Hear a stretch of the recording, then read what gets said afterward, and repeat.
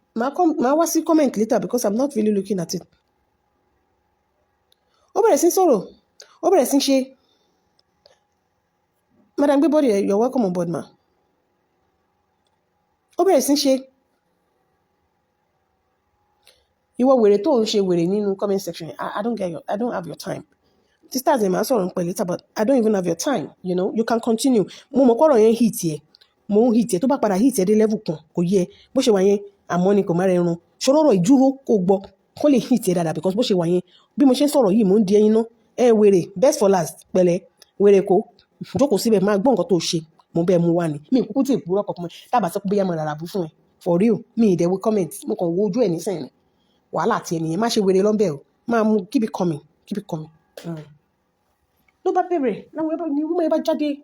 The woman was ó sọ̀rọ̀ gbà lórí. Ó sọ issue pé why would you do that? Kíníkan. And Sherry, you guys will never understand some things. And I'll tell you why she came out and said that DNA thing now.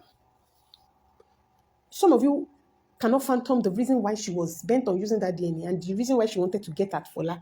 And I'll tell you now, where they call listen, come and go. Why are people here? Why am I okay? Shani ya wura woni. Show read the mind DNA.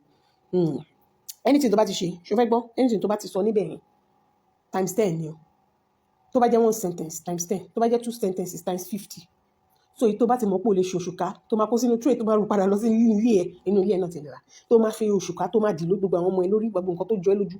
Ìyẹn ni kò ṣe dáadáa, wàhálà ti ẹ nìyẹn. Anyways, mo mọ̀ pé ó ń dùn ẹni máa gbọ́. Àgbọ̀ tẹ́pẹ́ mi ní ẹni ara nǹkan tó ṣe ń fèlì náà nìyẹn. The deed has been done, àbí the done has been did. Pẹ̀lẹ́, olóṣà àwọn olóyìnbó fò. Anyways, mo ṣe ń bọ́rọ̀ mi lọ. Woman yẹn sọ̀rọ̀, ó ṣe everything. Now, one thing that some of you do not realize, reason tó ṣe ń sọ̀rọ̀ díẹ̀ ni pé she spoke about, nígbà yẹn, she got a lot of backlash for speaking about the fact that ọkọ kú mọ́ Fọlá lórí. She said it. Gbogbo ẹni tẹ́ bá dẹ̀ ń bá ọ̀rọ̀ yẹn lọ nígbà yẹn. Gbogbo ẹni tẹ́ bá ń bá ọ̀rọ̀ yẹn lọ, ẹ máa rántí pé she got a very, you know, there's something about her. Nísìnyí ló dàbí pé kò kí ẹ mọ̀ because she has realized that a lot of people are no longer for her. But at that time, she was trying to buy pity. Ó mọ̀ ṣebí, wèrè kó ṣe bó mọ̀. But you were trying to buy pity. So, tó bá sọ̀rọ̀ kan tó bá ní backlash, she will now go and meet some other people. Awama explain the reason tó ń ṣe, and that's not the reason. She's just very manipulative. So, the reason why she came at her with the fact that ó ní ọkọ tó kú and everything. And àwọn èèyàn jáde fún lórí ọ̀rọ̀ yẹn, wọ́n show ẹ̀ dáadáa. So, she now started explaining pé Fola has been going around saying that ọkọ da ọmọ mẹ́rin sí òun ní àgbàjá àkùbátọ̀. Meanwhile, nínú àwọn ọmọ yẹn, kò kí n ṣe gbogbo àwọn ọmọ yẹn ní ti ọkọ tó ń ṣe ìjàgbá ẹ̀. Wípé so why would she be mentioning that guy has that much pẹ̀lú ẹ̀? And I'm saying, what's the difference? When the guy met Fola, the guy knew that she had kids. Popular knowledge, everyone that was on social media as at that time, do you hear anything? She wanted people to actually hate that girl for those things. But everybody that was on social media knew that the lady, Fola, never lied about the fact that she was in a previous marriage and the man died. And she had kids from that previous marriage. But she wanted to use that as a bait for her.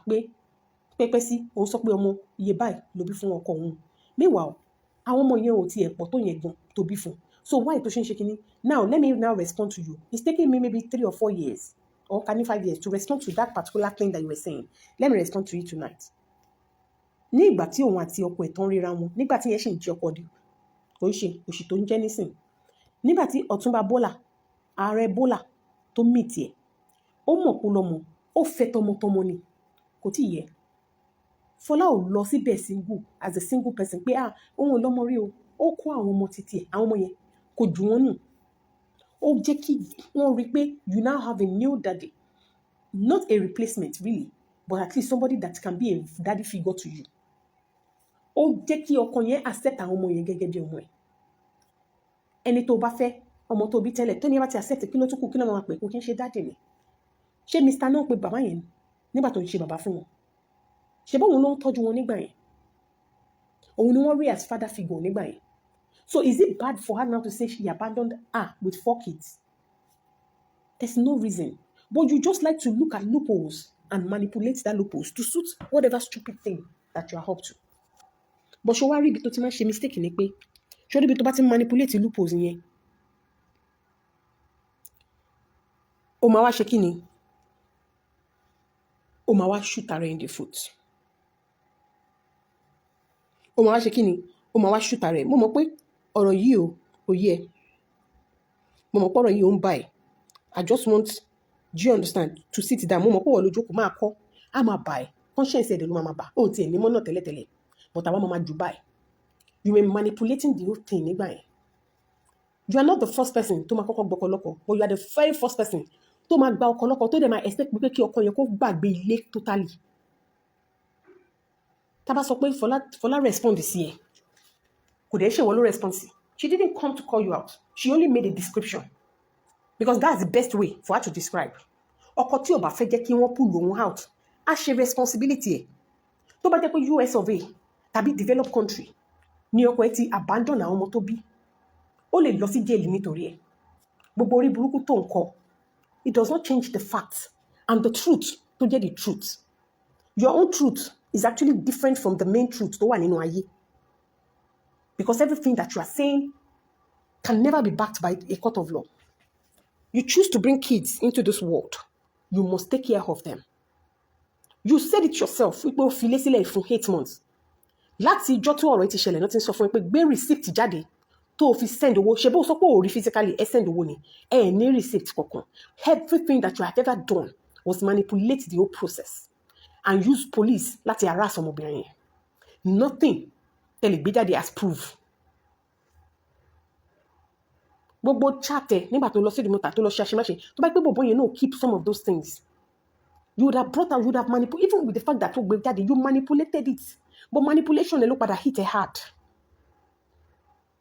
Somebody that is helpless, tí ò mọ ibi tó lè sá sí. Somebody tó ti lé gbogbo àwọn ọ̀rẹ́ lọ́dẹ̀ tó sọ fún pé àwọn ọ̀rẹ́ kìnnìkan. Where do you expect that person to go to? Where do you expect that person to go to? Olóògbé lọ sí, ibo ni ó bá gbé lọ? Ìwọ tó wá sórí social media tó wá represent tó wá sọ̀rọ̀ ọkọ bí ẹni pé ọmọkùnrin tó ń fẹ́ o kò níyàwó rí. You said it only bachelor ló bá. Was it a bachelor? Jẹ́ ká wá gbé ti Fọlá tó fẹ́ wá jà tó sọ pé ó gbé ẹ wá. Òun lèmi sọ.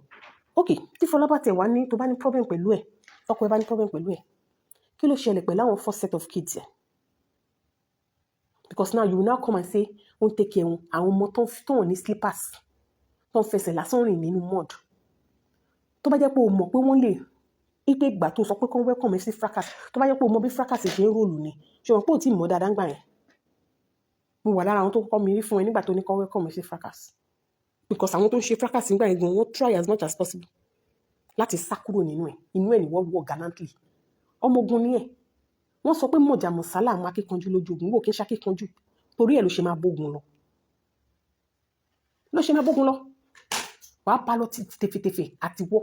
àtàwọn tó bá sọ pé àwọn fẹ́ bẹ jà nínú ogun yẹn because ogun tó ń jà kò kí ń ṣe anybody ló ń bá jagun tó bá jẹ́ pé àwọn èèyàn real ló ń bá jagun láti jọjọ́ ẹ̀ ó yẹ kó ti conquer ó máa dúró nǹkan tó ti gbé wá ni lórí ọ̀rọ̀ ogun tó kó rẹ̀ sí ó ti mú reputation ẹ̀ ó mú láti 50% ó downgrade ẹ̀ ó tún jẹ́ reputation lówó báyìí nísìn because -50 ló wà ṣorí pé ó tún jẹ́ manipulation ó jẹ́ reputation ara ẹ̀ ó jẹ́ ní gbèsè ó gbé dignity ara ẹ̀ wá ó mú dignity yẹn wá ní 20% because ó ti kọ́kọ́ wà lórí social media tó ń lose dignity yẹn káàkiri gbogbo ibi tó ń lọ gbogbo àwọn ìwà tó ń wù nísìnyí ó ti ń jẹ́ dignity yẹn ní -100% gbogbo nǹkan tó yẹ kó fi jẹ́ ọmọlúàbí pátá tó yẹ kó fi jẹ́ èèyàn dáadáa ní àwùjọ gbogbo ẹ̀ pátá ló ti tà ló ti pààrọ̀ ló ti ṣe pàṣípààrọ̀ ẹ̀ fún nǹkan ibi lórí social media so at the end of the day ta ló wá ṣe ẹ́ nobody wronged you ìwọ tí wọ́n fẹ́ tí o jẹ́ kí wọ́n gbàgbé adúrú gbogbo àwọn ọmọ yẹn no matter what mo mọ̀ pé ó ń ró lọ́kùn ẹ̀ kì bí mo ṣe sọ ó ń ró lọ́kùn ẹ̀ kì máa comment so that màá lè máa fún ẹ ní màá máa go deep sáyé ẹ̀ á lè máa bàjẹ́ sí i ó ń ró lọ́kùn ẹ̀ kì bí mo ṣe sọ wọ́n fẹ́ ìwọ nìkan o ò lè jẹ́ kó ń rójú ráyè tó bá jẹ́ pé gàrí ló ń rówó ẹ̀ fi sílẹ̀ because àsàtìgbà tí gẹ̀yẹ́ gan wá she was not looking like ẹ̀tàn tó jẹ́ pé because as of that time ẹ ti fìyà jẹ odidi oṣù mẹ́jọ fún ẹni tó ní ọmọ 3 months lọ́wọ́ please ibo ló ti fẹ́ wo ẹjọ́ yẹn tó lòrò dáadáa náà ṣá ibo ló ti fẹ́ wò kí ni èèyàn fẹ́ mú sọ lórí ọ̀rọ̀ ẹ tí èèyàn ní mú sọ kò sí pààtì ẹ tó tán tó dà mí tí ì rí pé kí n ti àwọn òpin ó yẹ kó kù sí ibà ó yẹ kó dá síbi kò tiẹ̀ sí kankan gbogbo ẹ ló ti ṣe báṣabàṣá ìwọ tó ní ọjọ́ yìí tó ní ọjọ́ ọ̀la wàá tún máa mú àwọn èèyàn tó lè mọjọ́ ọ̀la ìwà tún máa mú wọn wàá tún máa gbé wọn wàá máa gbé wọn rí èrè ń gbé wọn ṣépè èpè ò kúrò lẹ́nu ọ̀nà ẹ̀ because come and show me ẹni tí evil ti befall látijọ́ tó ti bẹ̀rẹ̀ ìwọ nìkan náà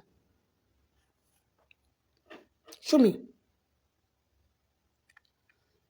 tó bá jẹ́ mọ̀kànmọ̀kàn ó yẹ kó ti mọ̀kànmọ̀kàn láti 5 years ago olórí burúkú ni ẹ́ mọ̀kànmọ̀kàn yẹn láti ń gbọ́ láti ìgbà tí yẹ ti kú jálajàla sí ibi tó kú sí nílé àlàpà mọ̀kànmọ̀kàn yẹn náà ti kun àwọn èèyàn láti jọjẹ́ mọ̀kànmọ̀kàn yẹn láti ń gbọ́ tó ń sọ nígbà tó sọ pé wọ́n rìpọ́ọ̀tì ẹ̀ fún ọba Saudi nílùú Saudi mọ̀kànmọ̀kàn yẹn ṣé òun rẹ̀ mọ̀kànmọ̀kàn ni ó yẹ kí mọ̀kànmọ̀kàn yẹn ti mọ̀kàn láti jọjọ́ ẹ̀ ó yẹ kó sì mọ̀ but because no matter how much you try no matter how much you try tí iná bá ti dé òkùnkùn máa paradà nítorí ẹ̀ ló ṣe rí ọwọ́ mú torí ẹ̀ ni mọ̀kànmọ̀kàn yẹn ló ṣe jẹ́ pé ẹnu ẹnìkan ni mọ̀kànmọ̀kàn yẹn máa ń sọ̀kalẹ̀ sí every day you can deceive people but you cannot deceive our creator and there's a limit to the kind of evil that you can do tó máa dé level kan ó ti gúngé kọjá ìwé náà ṣó mọ̀ ni ó mọ àwọn orí tó ṣẹ ni ó gba èèyàn tó bó ti jẹ́ pé kó máa rówó fún wọn kó kàn máa jáde kó máa wọlé kó máa mú nǹkan kínkínní wá ó gba that particular role of father kúrò láyé àwọn kan nítorí pé ìwọ fẹ́ need that person to yourself because if you want to tell me that kìíní pòókò ẹ̀ it took a very long time before that lady called you out ìwọ sọ pé ṣé long time ní 8 months yeah long time ní 8 months ìwọ lórí as 8 months tí ò kì í ṣe long time ó yọ 8 months kúrò láyé àwọn ọmọ yẹn ṣé 8 months nìkan ló wá yọ kúrò nísìn ó ti yọ so many years kúrò nínú ayé wọn ó yọ kúrò nínú ayé wọn not for bad ó yọ bàbá yẹn kúrò nínú ayé wọn and the loss is not even for the kids because they are doing well and they are in good hands the loss is for the person tó gbé sọ́dọ̀ ọkọ tó jẹ́ pé window ló máa padà fi sọ ẹrù ẹ̀ síta tẹ́lẹ̀ fẹ̀kàn tẹ́lẹ̀ mo sọ pé tí máa wò ẹ́ lórí social media yìí mo máa wò pé everything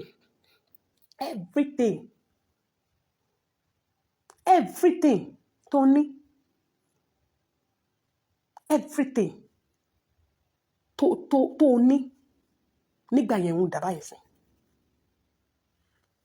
gbogbo nǹkan tó ń pariwo ẹ̀ nígbà yẹn gbogbo mọ́ ṣe ń ṣe ránkà dédé gbogbo ẹ̀dá báyìí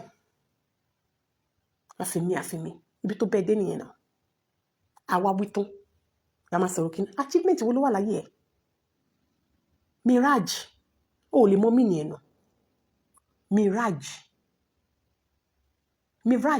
kò sí nǹkan kan mọ́ owó ti kú wàsó ó rí bó ṣe máa ń rí ni ó tún copy débi pé ó tún copy bonnet ó tún jẹ́ pé dàbí ẹyẹ mi oríṣiríṣi people don't know you but me I see right through you ó copy ó mọ bó tún ṣe máa copy ẹ̀ ó tún copy bonnet ó dàbí arúgbó ehoro bó ṣe máa jọ lábẹ́ ẹ̀ nìyẹn arúgbó ehoro òun dà gbogbo ẹ̀dá báyìí where have they where is your reputation ó ti bódò lọ every single one of them tó wà pẹ̀lú ẹ̀ nísìn it is because they know you are trending for a bad reason and they want to be known nígbà tí ó bá padà yá ọjà yẹn ti ń tú o ó ti ń pò wọ́n àti pàtẹ́pàtẹ́ ológun Fáráò ológun tó máa padà bógun lọ because right now you are not even fighting against àwọn èèyàn mọ́ you are fighting against God you cannot turn yourself into God in people's lives you came out and said they should come and be picking form ní ọ̀dọ̀ lọ́ọ̀yà títí ẹ̀ for a man that you snatched from them and this is the same man you want us to believe that is a millionaire so how come a millionaire a billionaire does not have a lawyer tó lè pick form from why your own lawyer why ṣé wọ́n sọ fún ẹ pé that is one of the rules tó ní as a legal wife why your own lawyer for a whole man that you said that is a kingdom porukwe what you made us believe was that guy was rich but ìwọ gangan ló set up from dragging not even the person that you are accusing because you will come out even then ṣé ní gbogbo èmi kíníkan èmi ni kingdom porukwe èmi ni mò ń kówó sílẹ̀ àti ìgbà tó ti bẹ̀rẹ̀ ọ̀rọ̀ yẹn ló ti máa ń sọ òun lòun kówó sílẹ̀ òun lòun ṣe òun ni kinní kan everybody knows that it is your money that they were spending and for that lady tó sọ pé ẹ ra pad fún owó tiẹ̀ náà fi ra pad kí ló dé tó fi jẹ́ pé owó tiẹ̀ náà fi ń ṣe bó ṣe sọ náà nìyẹn nípa yellow pants pé ìwọ ló san owó hòtẹ́ẹ̀lì why ṣé wọ́n forí tiẹ̀ rún mú pé owó tí wọ́n bèkì ní kó máa fi ṣe gbogbo ẹ̀ ni láti jọjọ́ ẹ sẹ́ndẹ̀ owó pad sí ẹ sẹ́ndẹ̀ lówó lé ẹ sẹ́ndẹ̀ lówó oúnjẹ wọ́n ní kẹ́ gbé receipt ẹ̀ jáde ẹ máa rí gbé jáde láti for the first 5 years nothing béèrè ẹ̀ lọ́wọ́ ẹ pé okay owó tó sọ́pọ̀ send landlord náà padà lọ kó ẹ lọ jí àwọn ẹrù àwọn ọmọ yẹn ẹ lé wọn síta ni ẹ̀sùn balance wọn jẹ tó bá frustrate àwọn èèyàn wọ́n á máa play ẹ̀ fún ẹ tó bá dẹ̀ play ẹ̀ fún ẹ ayé ẹ̀ máa padà bàjẹ́ ju bó ṣe bàjẹ́ yìí lọ because o refuse láti dákẹ́ òun láyé ẹ̀ ṣe bàjẹ́ tó bó ṣe bàjẹ́ yìí ṣorí gbogbo àwọn tó ń support ẹ they don't like you but mo ti rí pé òògùn like rẹ̀ because tó bá like rẹ̀ láti jọjọ́ ẹ̀ there are so many trending topics tó jẹ́ pé òde need láti fi manipulation ṣe but any topic tí o bá ti ní àwọn tó ń pè ládùn tó ṣì nínú o ò ní lè sọ you know why you can't get over their success in your mind you wish ìyẹn pè yàn ládùn tó ṣì ọmọ ẹ̀dẹ̀ ní success bẹ́ẹ̀ yẹn ìwọ náà dẹ̀ claim pé o bí ọmọ tó fẹ́ dàbí age mate ọmọ yẹn ọmọ tí ẹ̀dẹ̀ bí ọmọ lẹ́ẹ̀mejì kò ṣe celebrate ọmọ tó ń sun ni you couldn't even deny the fact that ọmọ yẹn is not well taken care of in America tó gbé lọ yẹn you have to come out and say the truth for a whole millionaire a whole billionaire tó gbé lẹ̀. So what exactly are you typing? You are only making yourself look more foolish by coming to come and be typing kineko. You are see when you talk, you give yourself out. Owó mi ni wọ́n fi fún ẹ lóúnjẹ, but you said the guy is rich, so how come it is your money? No fi tọ́jú ìyàwó ìyálé ẹ. Is that no be juju be that? Ó fẹ́ boko ẹ láti rí dé level yẹn, àwa máa fi owó tí wọ́n ń ṣe kinní, a máa fi dá àwọn ìyàwó títí ẹ̀ tó fẹ́ before ẹ lóko wò. Owó títí ẹ̀ ìwọ tó jẹ́ pé òṣèré gínkú. When you talk, you don't have sense. You just give yourself out. Ní gbogbo last 2 weeks, okun wa rubbish ọkùnrin tó sọ pé gbé wá sórí social media, the man that you lost your dignity for, the man that you lost your reputation for, the man that you lost everything, your beauty, your gbogbo nǹkan tó gbé wá sórí social media, the man that you lost everything for, you eventually came out to come and down talk and degrade and downgrade that guy by coming to say owó mi ni wọ́n fi ṣe gbogbo ẹ̀. owó mi ni wọ́n fi ṣe, owó mi náà fi tọ́jú ẹ̀, owó mi náà fi rent ilé. But ibi tó ti ṣe mistake nìyẹn. Because somebody tó wà gallant picked up Fola, and láti jọ́ yẹn, you wanted to see her downtrodden. You wanted to receive her kids kó fọ́n wọn kiri. But Ọlọ́run yà ẹ́ lẹ́nu. Alájà by mouth. Ọlọ́run ṣe kí ni? Ó yà ẹ́ lẹ́nu. Mo mọ̀ pé competition, ẹ máa wo, ẹ jẹ́ ká máa wo láàrin ìnísọ̀la. There's something tí mo máa fàgé, tí mo máa fàyọ fún yín. Mi ní mention ẹ̀ so that kò ní lè get. Wo ibi tẹ́ ti fẹ́ rí kọ́lẹ̀ ti rí ibi tí problem yẹn wà nìyẹn. Ibi tẹ́ ti expect pé ti máa bá kọ́lẹ̀ ti bá. That's where your problem is. You cannot just get over the fact that that lady can rise. But let me tell you what you did. You traded your glory. Your glory, I don't even like to say that thing. You were trying to, beat her to the floor. But when you said to Fola, there is a downward. The God that she served said there's an uplifting. And from the mud, don't tear easy. God lifted her beyond your imagination, showing you that you are not God over anybody. I can come out and chastise people. I can come out and say, I also want to learn from it. Because do you know that repercussion? Or your problem is that you feel that you are all righteous. The Bible says,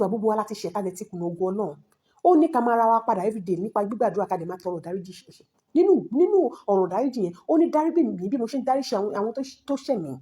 Olúwa mi ò pa ẹ̀ṣẹ̀ mi mọ́ kí n má bàa jègbé. You are keeping your sin and calling yourself righteous. That is why you are falling. And you will continue to fall until you realize that you are nothing but a pencil in the hands of the Creator. The same way He created, He can decide to draw your life whichever way. No matter how much you manipulate wealth to yourself, no matter how much you manipulate fame to yourself, if He decides that He's going to rub it off and draw you in another way, there's absolutely nothing you can do about it. He showed you. You call somebody Adotoshi, ayé ẹ̀dẹ̀ lọ síwájú. Ìwọ tó rẹ̀ ń pèyàn bẹ́ẹ̀ yẹn, tí ẹ̀dẹ̀ ń jó àjò rẹ̀yìn. No be juju be that. I'm asking you. No be juju be that. Àwa wí tán. Fola didn't wrong you. You wronged her. You took a man for 8 months. You took the father of her kids for 8 months. And she could not locate that man. And she would have been in so much agony as at that time, not now. So please tell me who wronged who. You must be out of your mind to type that word. Who wronged who? Who wronged who?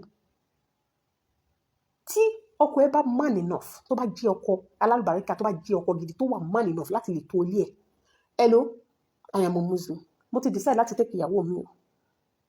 Ṣùgbọ́n ó mọ̀ pé òun kùnà ògo Ọlọ́run ni tóun bá níyàwó mi because àwọn tó tiẹ̀ wà nílẹ̀ gan kẹ̀rí wọn tán jí. Nǹkan tá a lè gbọ́ nínú Kùránì ni pé tó bá ti lè ṣe déédéé ṣẹ́ni tí ò tiẹ̀ tí ì dára ẹ̀ tọ̀ ẹni tó ń dájọ́ kó tó lè sanwó ilé. Nobody has come out to say that in all Fola was a saint. But I'm saying that you exonerated her with your ìwà. Because bí lady yẹn ṣe kọ́kọ́ jáde èmi gan bù. Mo ní wọ́n bẹ̀rẹ̀ o. Má lọ wá ṣẹ́. But you came out. Ìwà olórí burúkú tó máa ń tiẹ̀ kiri yẹn òun ló jẹ́ kó jáde tó fi wá collect. Is it not the height of it for you to come out and you said ṣé wèrè ni ẹni? Why tó ṣe má gbàgbé nǹkan? You said my husband represent ọkọ mi nǹkan tí wọ́n bá sọ ń sìn ló sọ that they should come and pick up the phone. So why are you lying? Why are you lying? You think that is one of your rules as a legal wife to come and be asking somebody? And what is funny is that even if it is your husband that is saying, oh yeah, come on, mommy, go wash your DNA. Your husband knows the numbers of children that will come. Fola knows the number of children that you should pick from her kids. Everybody knows. So why are you trying to manipulate things? Why are you trying to manipulate things? Why are you trying to manipulate things? Why? Why are you trying to manipulate things? You feel that because you were monetarily, you had money, you think that you are rich. You are the poorest of the poor. Poverty in Beja. What God is showing you now is to show you that your money cannot buy you dignity. With a learn. Let it eat you in the right place. Your money cannot buy you dignity and self-worth. Your money cannot buy you dignity and self-worth. And the more you use that money to block justice for some people, to just for them not to talk, the more your life you will come out and come and lie as if there's no tomorrow. Mo page this I bring out the proof láti jọjọ́ yori gbé jáde. Ìwọ máa ní proof ó ti ní kó jáde. Ìwọ tá mọ̀. Ìwọ tó jẹ́ pé tẹ́ni body bá share báyìí wá kọ́kọ́ lọ fún ìyá wọn. And I've told people, when you go for their mothers, there's a reason. You don't know what it means to be a mother. You did not receive that love from your own mom. You want to know how I know? Ọmọ kan, ògbóná kan kì í ṣeré létí omi. Tó bá jẹ́ pé màmá ẹ really ní that tó bá show any love yẹn. Kò ní máa mú ẹ káàkiri àwọn ilé alámàlà àwọn ilé gbogbo yẹn. Ẹyọ kan ní ẹ kì í ṣe mẹ́rin. Òun ló máa lọ suffer wá kí wọ́n lè jẹ. But the reverse was the case. Màmá ẹ ló suffer wá, tàbí wọ́n ló suffer kí màmá lè jẹ. That was why tó ṣe show any love àti compassion nígbà tí ó need ẹ. You said it in your word yourself. You said it in your word, and there's no manipulation. This show ń dùn mọ́ mi gangan. Ìwọ fún ara ẹ ló fẹnu sọ ní ibi tí wọ́n ti interview ẹ pé èèyàn kan rí ẹ. Ó wá ní òun rí mọ́ sí ẹ nínú uncompleted building. Ó wá sọ fún wọn pé kàn lọ bẹ́ẹ̀ gbé wọn wá. That was your exact word. That is not amebo talking. That is not amebo manipulating. You said it. People should confirm that. You said it. Now, let me tell you what that statement means. It means that you do not know the whereabouts of the same mother that you are claiming you love now. How can you love somebody? Your love is your treasure. Your love, the place that you love, the things that you love, they are like your secret places. They are like your treasure. You keep them very close to your heart. But you said it. You said it. Only you didn't know whereabouts. I said you say so much and you say too much. And when you are talking to people like us, you should be very careful. We will not manipulate the things that you did not say. We will say it the way it is. We will tell you, why do we need to lie about it? It was you that said it, not me. You are the one that opened your mouth and said it. Only one room, no completed building. It means that if nobody had told you, you don't give two fucks. You didn't care about whereabouts. Oh, feel up. But màdúgbò tí màmá yẹn jẹ sí now. Oh, tó sọ pé jẹ́ kí n lọ wá wọn wá fún mi ládírẹ́sì ó ní mo ní kí wọ́n lọ bá mi gbé wọn wá. You must be a joke. Not a joker, a joke. To say that anybody is manipulating you. Things that you said yourself. How can you admit something and then you're saying that somebody is manipulating it? Most of my comments, mama response here. I love it. You talk too much. Anyway. Anyway, ló fi para ẹ̀. Ó ti ní àfojúdi. Ó ti bàjẹ́ jù. Wọ́n fi àgànràn dì sẹ́nu ẹ̀. There's nothing you cannot say. There's nothing you cannot do. You are too desperate for everything. You said it. That is to say, asàtìgbà tí wọ́n ní ìyá ẹ̀ ṣe kíni, ó kú, ó ti fẹ́ máa rùn. Ó ti ń wa Murano. Àbọ̀ ti bẹ̀rẹ̀ sí ní rà. Ó ti ń wọ ọkọ̀ ń gbà yẹn. For somebody who really cares, tí wọ́n kọ bàbá dọ́wọ́ ẹ̀ ìyá yẹn ló yẹ kó kọ́kọ́ rántí. Tó bá jẹ́ pé ìyá yẹn show any love, you would have shown her love back. Ṣé o ti rí pé mi manipulate ẹ̀ báyìí? Tó bá jẹ́ pé ìyá yẹn ó tiraka bí àwọn ìyá tí wọ́n bú ní àná tó ṣì lé ní tí wọ́n ṣe wà selfless lórí ọmọ ó ní wọ́n ń ṣe túsàn láti fi tọ́ ọmọ at least ó hàn owó ọmọ bàbá ẹ̀ náà àgbésùn náà ni mo ń sí ẹ̀. So tell me, it's because she never showed you pé I can be selfless for you. That is the reason tí wọn náà ṣe decide láti má kí ẹ̀ nípa ẹ̀, because tó bá kí ẹ̀ nípa ẹ̀ akata ló máa wà, even if she had mental problems or not. So tell me why the very first call, but you have noticed that àwọn èèyàn máa ń cherish àwọn ìyá wọn. That is why tó fi jẹ́ pé tó bá ti wá tó ti sọ̀rọ̀ fún ẹ, whether wọ́n pè ẹ́ or wọ́n advice ẹ or wọ́n bu ẹ, the first thing you go for is your mother, because you know that kò sí anybody tó lè wá bá ìyá títí ẹ tó lè dùn ẹ. But o mọ̀ pé àwọn kan wà táwọn ìyá wọn tí wọ́n lè fi wọ́n ṣeré. Ẹni tí ò bá mọ ní irú ẹni ò lè mọ iye ẹni náà. Ẹni tí ò bá ṣe kí ni? Tí ò bá ní irú ẹni kò lè mọ iye ẹni. Wọ́n ní ṣé ò wá Canada mọ́ ni? Wọ́n sọ pé ṣé ò wá sí Canada mọ́? Wọ́n ní ṣé ò wá mọ́? Ẹ má sọ pé kò ní dá fún àǹtí Richard, òun gangan ní Lizard, ẹ mọ̀ pé Lizard ló ń type mi, ẹ̀yin ò mọ̀ ni. Nítorí pé ó lo small letter this time around, èmi get ẹ̀. Èmi get ẹ̀, òun ni. She's the one. She's the one. Òun ni ò kí ń sùn náà. Àwọn warriors ẹ̀ ti wà. Àwọn warriors ẹ̀ ti sùn lọ sójú ogun. Wọ́n ti fi gbogbo ọjọ́ wọn. Wọ́n ti fi jagun, ó ti sú wọn. Òun ni. Ó ní gbogbo fake pages pọ̀ tó bá ṣí. Òun dẹ̀ lágbín gbogbo ẹ̀. So sọ fún mi báwo ni wọ́n ṣe manipulate àárín yẹn sìn. Nǹkan tó sọ lásán náà. Ìwọ wá tó bá mọ bí fatherly. Another thing. Báwo ló ṣe ní yọ bàbá kúrò nínú ayé àwọn ọmọ kan? Ṣé wọ́n rí bàbá ṣorí father figure láyé ẹ̀ ni? Ẹni máa ń sọ nǹkan tó experience. O lè.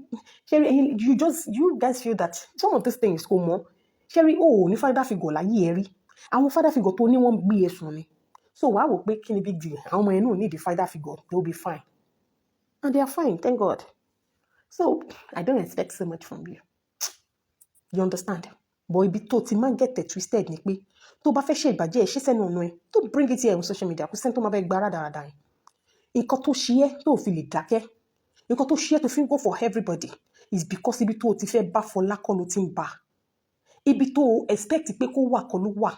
But ojú kan tó ń fi ẹ́ sí, ibẹ̀ ni wọ́n ṣèdè sí lòun rà sí. Ṣùgbọ́n òun ti ṣe kíni, ó ti move. Olóògbà Kútọ̀nù débì kan, ó ṣà lọ bẹ̀, ó lọ Zanzibar, àárí wọn bẹ̀ rí o. Most people, wọ́n máa lọ Zanzibar yẹn because it is an hot spot for vacation. Wẹ́rẹ́ ko, àárí ẹ̀ ń bẹ̀. Àárí ẹ̀ ń bẹ̀. So kò lè má dùn ẹ̀, á ju ẹ lára mọ́ understand díẹ̀. Imagine ẹni tí wọ́n rò pé kò lè pàgọ́ tó wá lọ kọ́ ilé ara roro tó tún kún ní kọ́lọ̀ oríṣiríṣi. Báwo lẹ ṣe expect pé kí wẹ́rẹ́ ko máa sọ̀rọ̀? Ó máa sọ̀rọ̀. Ó máa dùn. Tó bá jẹ́ pé èmi ni ẹ, ìyá mi káre. A ní tó lóúnjẹ bá rí mi tó bá rojú máa fà jẹ tẹ̀. Nígbà tó ọmọbìnrin yẹn tẹ ọkọ̀ létí tó lọ, máa ṣe bẹ́ẹ̀ pé mi ò rí. Kódà mi tiẹ̀ ní blog nípa ẹ̀. Máa ṣe àwọn normal blog mi lọ. Ìyẹn ló ń pè ní maturity. Ìyẹn ló ń pè pé yes, nítòótọ́ owó tó sọ pé o ní ìyẹn o ní. Ìyẹn ló ń pè ní pé mo tó tán. Ìyẹn ló ń pè ní pé kí ni tó lóúnjẹ bá rí mi tó bá rojú máa fà jẹ tẹ̀. Ìyẹn ló ń pè ní pé ipa kó gbọ́ṣù tí orí ẹlẹ́gùn ló bàjẹ́. Nǹkan tó ń pè dẹ́ nìyẹn. Kò sí nǹkan tó jẹ́ fọ́rífọ́rí tó tóru nǹkan bẹ́ẹ̀ yẹn. As in kéèyàn expect ó mọ̀ gbogbo ẹ̀dẹ̀ tí ń sọ pé ó máa sọ ó dẹ̀ fall hand gbogbo àwọn tó ń believe pé ò ní sọ ó dẹ̀ tún sọ àwa ti mọ̀ pé ó máa sọ ó lámojú kúrò ní ìkan. Ṣọ́ra ẹ̀ má mojú kúrò ní ìkan yẹn òun ló jẹ́ kó máa fẹ́wọ́.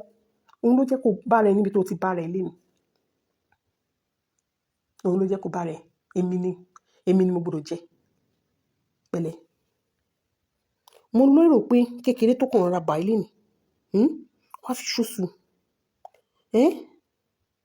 Wá fi ṣoṣù. Wá fi para. Pẹ̀lẹ́ má jà. Pẹ̀lẹ́ má jà. Mi ì lè wọnú ẹnu mi. Ọlọ́run jẹ́ kí n wọnú ẹnu mi. Ó rí bẹ́ẹ̀ ni wọ́n ṣe rí ni ó máa ń fà ní. Okay. Wá fi ṣoṣù, wá fi para. Pẹ̀lẹ́. Ó rí bẹ́ẹ̀ ni wọ́n ṣe máa ń fà ní. Bóyá kó máa lo wọ́n lè send ẹ̀ sí ẹ. Wọ́n lè send ẹ̀. Ó ní bí charcoal toothpaste kan tán lè send sí ẹ. Ayé ẹ ti bàjẹ́. Kò kí n ṣe pé mo ṣépè fún ẹ o. Statement of fact ni. Kò léyàn títí. Wọ́n ní tí wọ́n bá léyàn títí tí ò bá bàyàn máa padà ni. Ó dẹ̀ léyàn títí. Ó dẹ̀ sọ̀rọ̀ níjọ́sí. Ó ní tí wèrè bá wá kó aṣọ yẹn lódò yóò máa ń lé lọ ni. Ó dẹ̀ lé wèrè yẹn títí. Tí wèrè yẹn dẹ̀ fi kí ọ. Tó fi gbádùn. Tó fi kó aṣọ ẹ wọ̀. Tó fi gbogbo. Ìwọ dẹ̀ rèé. Ìwọ náà wá ṣe. You see the irony of life. So the irony of life báyìí. ṣé o ti ra irony of life báyìí awágun ìgbàdúrà kò change lọ́dọ̀ ti bàjẹ́ jìnnà ṣé o ti ra irony of life báyìí gbogbo àwọn tó ṣépè fún pátá nǹkan rẹ ló ń káyé wọn yọ wọ́n sọ fún ìbànújẹ́ kan tó wà nínú ayé wọn ìwọ lórógùn ẹ̀ ọkọ tó gún ní tẹ́mù ọkọ tó ọ́dà lórí eBay tí wàá káṣọ sí lọ́rùn bíi Voltron defender of the universe you think people don't know pé òun káṣọ yẹn sí lọ́rùn òun dà báyìí ọjà tí ń túmọ̀ ẹ lórí ọ gbogbo àwọn tó wá ń support ẹ wo bó ṣe ń fi kàn wọ́n kò sí anybody tó lè support evil láyé tí evil ò ní jẹ́ tiẹ̀ gbogbo àwọn tó ń sunkún mi tètè ráyè àwọn yẹn later mo ní time fáwọn yẹn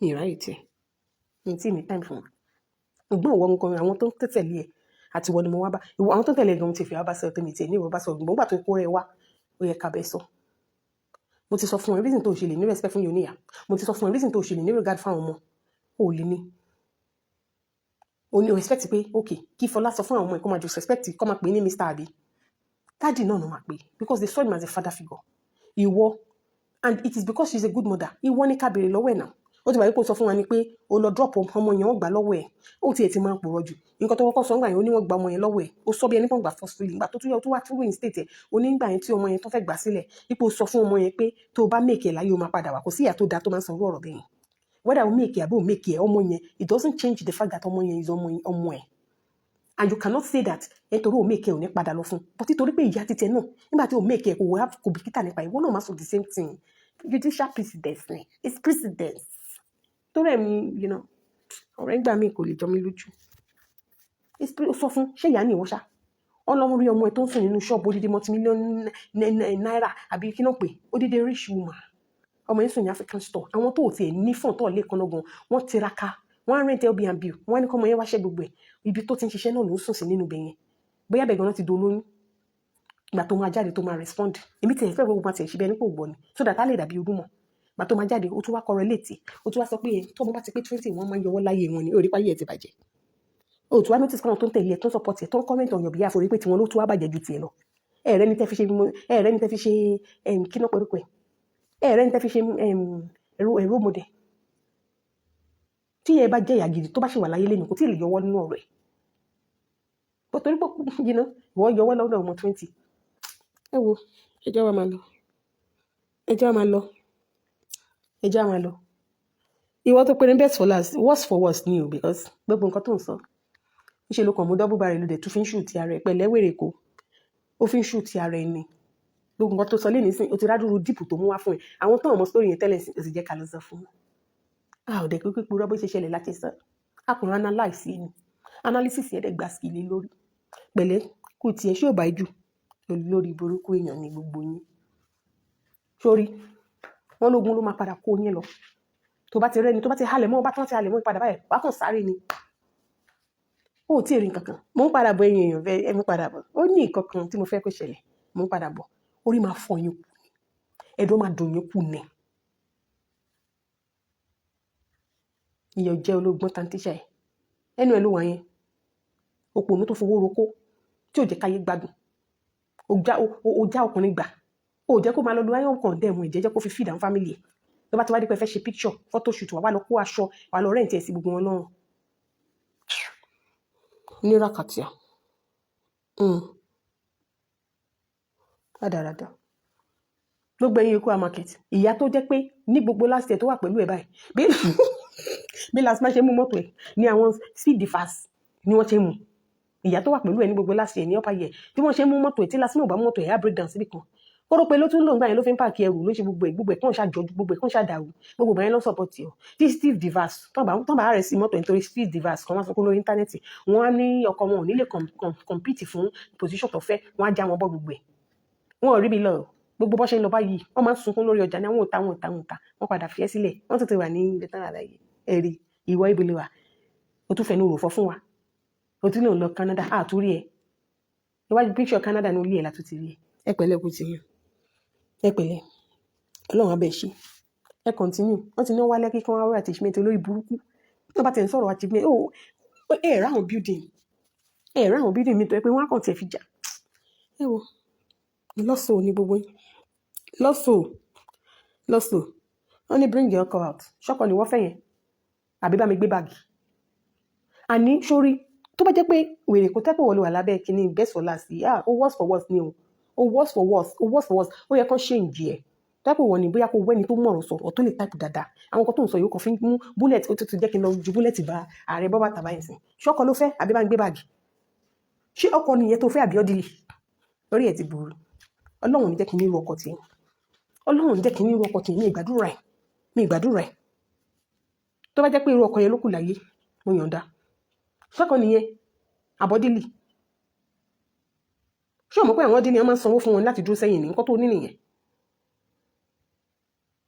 ọkọ tó ń kó lọ ilé obìnrin àwí tó ń lé yẹn kan ilé ìyẹ́ ló ń gbé ṣẹ́ni tó ń gbélé ìyẹ́ òbí tàjọ ẹni tó ń kó lọ ilé obìnrin lọ ó kó lọ ilé obìnrin ó kó tilétilé tábàdẹ̀ ní tilétilé wọn ojú ṣẹ́ẹ̀tì méjì àti kíná korúkọ lọ gbogbo ìyókù àtàṣọ tó wà náà tó bá lè síta lọ́la bó ṣe wà yẹn singlet ọrùn ẹ̀mọ́ ó máa bọ̀ ni.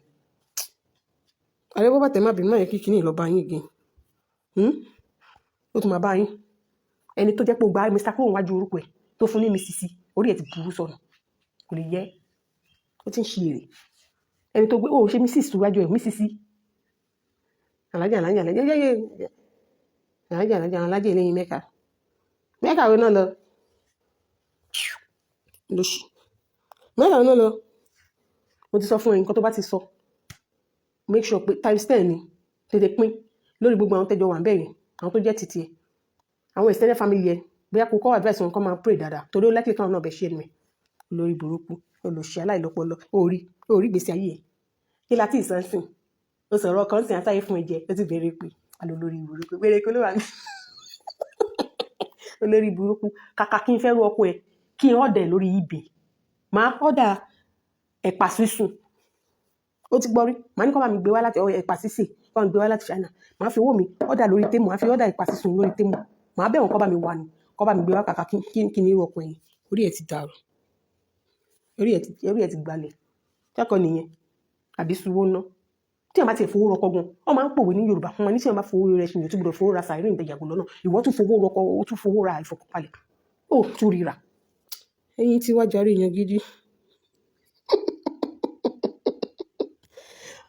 olóṣì ẹni ọgbọ́n kan jáde ṣọ́kọ nìyẹn gbọ́n náà ti máa sọ̀rọ̀ ọkọ nìyẹn àbọ̀kọ́ ọkọ nìyẹn àbí handbag ọkọ nìyẹn àbí ọ́dílì ọkọ nìyẹn àbí mopo àbúwèrè nìkélé ni ọkọ nìyẹn àbí serving boy ọkọ nìyẹn àbá apprentice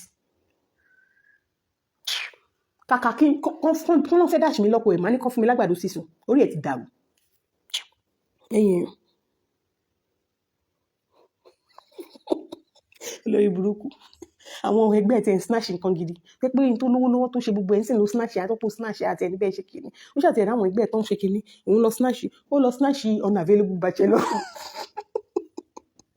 ó ní bachelor lọ́kọ̀ òun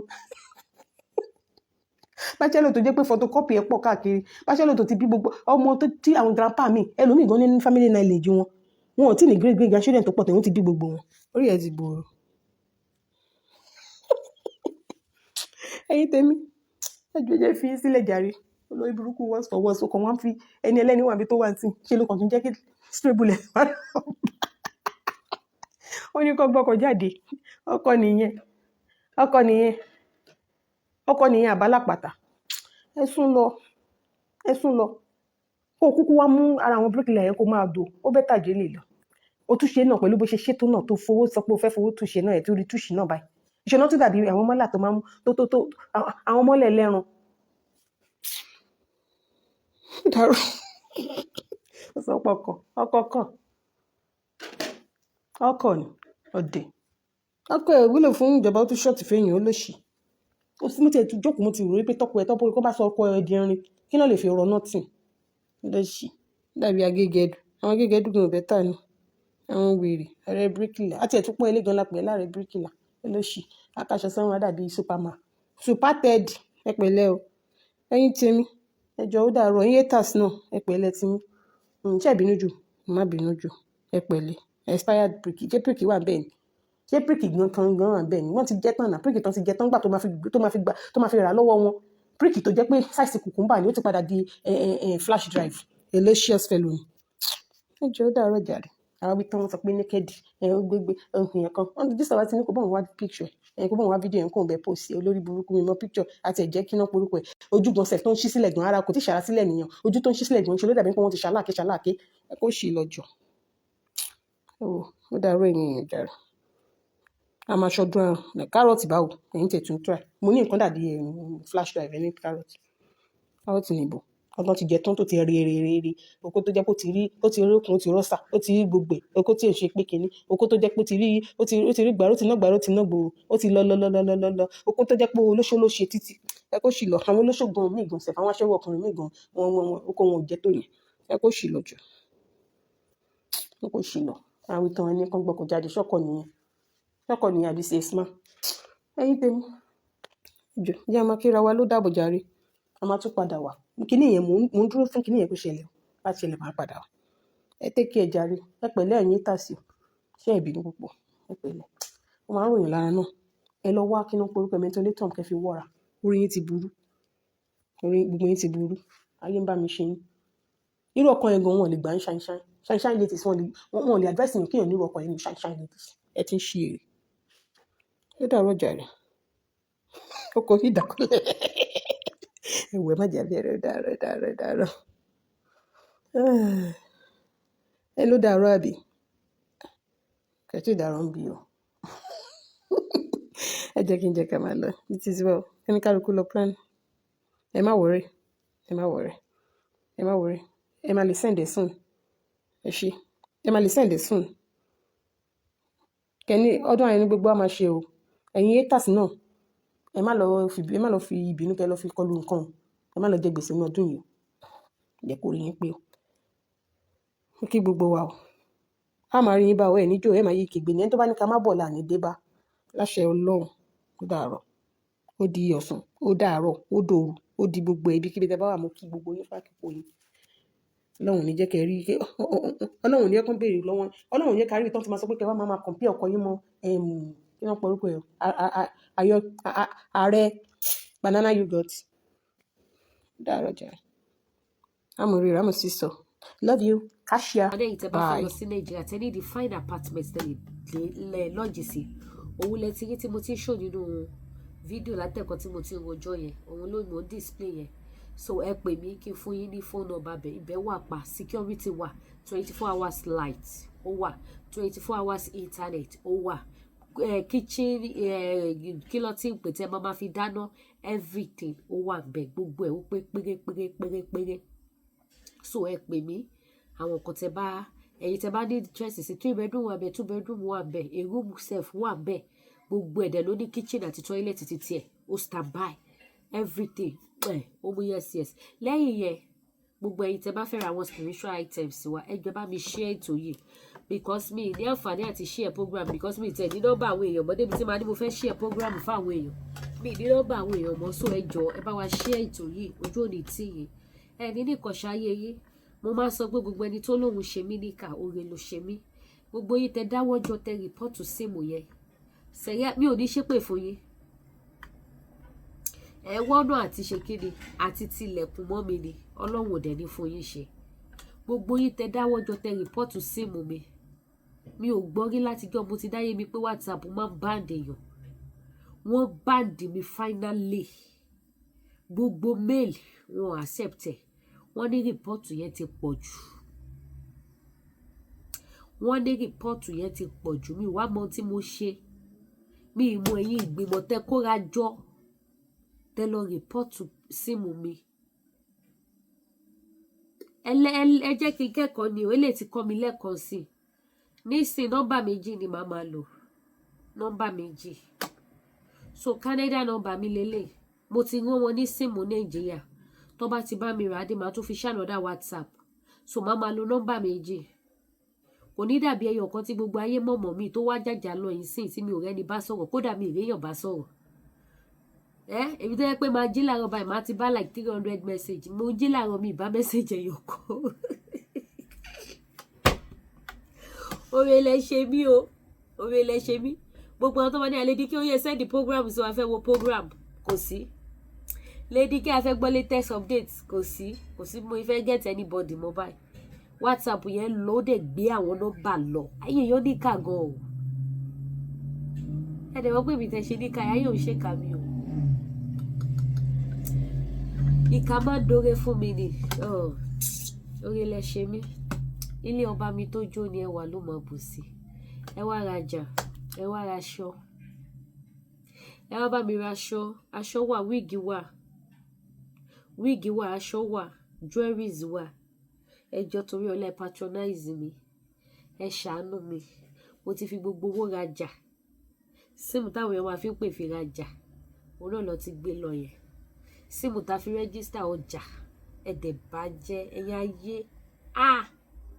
ó dà ẹ wá jọ ẹ̀yin tẹ́ bá wà ní California ní Amẹ́ríkà tẹ́ bá lè help mi lọ sí WhatsApp office ẹ jọ̀ọ́ ẹ contact mi ẹ̀yin tẹ́ bá wà ní California ibẹ̀ ní ọ́fíìsì wọn wà máa fún yín ládírẹ́sì ọ́fíìsì wọn bóyá tá bá tún lọ síbẹ̀ tá bá lọ report bí àwọn á lè bá mi gbé embargo yẹn kúrò because síìmù yẹn tẹ́ bá gbọ́ apá kan ẹ̀mí mi òun ni síìmù yẹn so ẹ̀yin tẹ́ bá wà ní California ibẹ̀ ní ọ́fíìsì wọn wà address ọ́fíìsì wọn wọ́n ti send everything sí mi so ẹ̀yin tẹ́ bá wà ní California mo fẹ́ lédùmarè bẹ̀yìn ẹ jọ̀ọ́ ká ní mo ti níwèé ni màá tẹkọ̀ létí màá ra tíkẹ́ẹ̀tì màá gba California lọ but ó yọ lọ́rùn so ẹ jọ̀ọ́ ẹ̀yin tẹ́ bá lè help mi láti lè lọ sí California bẹ́ẹ̀ lọ́fíìsì wọn wà ẹ jọ̀ọ́ ẹ contact mi ojú òní tí ẹ ṣe oore fún mi ọ̀nà yóò ní dí ẹ wá bá mi rajà yes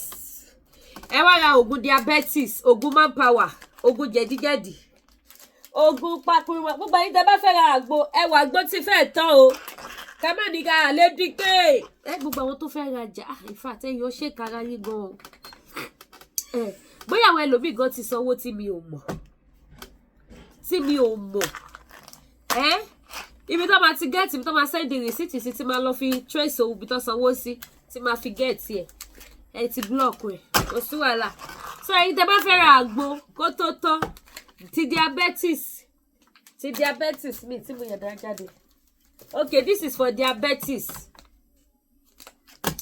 confirm manpower lele manpower ṣẹ́rí manpower ìtẹ́ bá gbọ́ ajẹ́ bíi idán ṣẹ́rí ìyàwó yìí tó ti fẹ́ kọ̀ yín lẹ̀yẹ̀ ẹ̀yẹ gbẹlúra kẹwàá gbá wọn mú wọn ní lọ́mọ́ ó máa ṣọ́ọ̀kì pé ṣé ohun tó ń díjà lẹ̀ látijọ́ ire jẹ̀díjẹ̀dí lélẹ̀ jẹ̀dí ọmọ akọ̀wé jẹ̀dí ọmọ ọmọdé kò máa gbàlagbà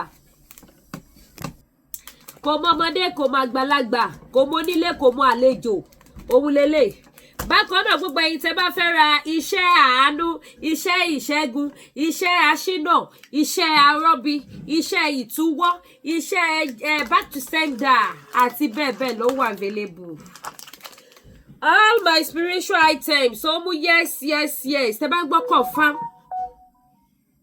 confirm one àwọn spiritual items tó confirm àwọn ṣẹ lóríṣiríṣi mélòó mo tẹ̀ fẹ́ display fún yín because ó pọ̀ ó yapa because ogun pọ̀ ó dẹ̀ pọ̀ oríṣiríṣi kò sógun náà láyé tí ò lórúkọ títí ẹ̀ tí ò sì ní ohun tó máa jẹ́ tó yẹ tẹ́ bá fún jẹ báyà kú ni kò ní gbérí mọ́ so gbogbo àwọn nǹkan tẹ́ lè lò for protection for curse breaker àwọn nǹkan cleanser tẹ́ lè lò láti fi cleanse ara yín kára yín kọ́nà yín ṣí kọ́nà yín kó là kíre kó wọlé tọ́ yín káàánú kó tó yín lọ́wọ́ kẹ́ni testimony ayọ̀ ó wà so èyí tẹ́ bá ti fẹ́ ẹ pele díkẹ́ ìfẹ́ olúwaṣò ṣé ọ́ìlì àánú ni àbí ọ́ìlì ṣẹ́gun gbogbo ẹ̀ ló wà àbáwọn apòóró ọ̀fà ó wà available nípa ìfẹ́ olùgbàlà ogun ò ní jà wá eléyìí ó máa ṣe ogun ayé yín kò sógun tó lelelelele tí Jésù ò lè ṣẹ́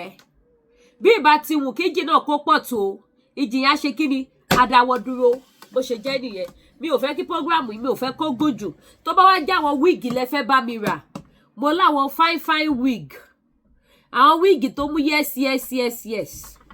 ẹ má wo pẹ́ni tó ń ta wíìgì tó já scarf mórí o ṣe mọ̀ pé mo ń ṣọdún lọ́wọ́ wọ́n gbé símù mi lọ mo kàn ń fa kọ́ gbé ni mo kàn ń fa gidi gbé gbogbo tí mò ń ṣe ni mo kàn ń fa kọ́ gbé ni nígbà mi sì ti ta wíìgì náà bí mo ṣe ń jà nǹkan mi mórí rè su ni mí su born again born again born again. Ẹ ṣàánú mi, ẹ wá bá mi rajà, mo láwọn fine wig, àwọn wig tó fine gbogbo àwọn màmá ẹ wá mọ̀ gan. Ó kọ̀ látọ́ máa gbé wig mi lọ, mo fẹ́ sùn lálẹ́ làwọn kan ọ̀dà ọjà lọ́ní send account number, máa send owó sẹ́, mo send account number sí wọn, mo sùn mo jí mo pọ́n ti gbé WhatsApp lọ. Ó bẹ́ẹ̀ náà ló tún ní mọ́mì mi kan náà báyìí, Amẹ́ríkà ni mọ́mì yẹn wà, mí mọ́ nọ́mbà wọn mọ́. Àwọn náà ṣí mẹ́sẹ̀jì wípé Lady K bá mi snap àwọn wig, bá mi send ẹ̀ kí select àwọn tí mo fẹ́, mi rí wọn bá sọ̀rọ̀ mọ́. Ẹ ipá àwọn ènìyàn ṣèkà fún mi gan, àwọn tó lọ report WhatsApp yẹn. Ẹ̀yin lè kùtà ó bá ìkùtà ò lè bá mi. Ẹjọ́ lá pé inú ilé mo ti ń tajà. Wàláì tó bá yẹ pé mo ní ṣọ́ọ̀bù ni, mi ti ẹ̀ ní kí ẹ̀, mi ní release nọ́mbà mi gan sórí social media. Fúngbà díẹ̀, mi ní release nọ́mbà mi kankan. But ẹjọ́ lá pé inú ilé mo ti ń tajà. So online mo ti ń tajà. So bó ṣe jẹ́ nìyẹn.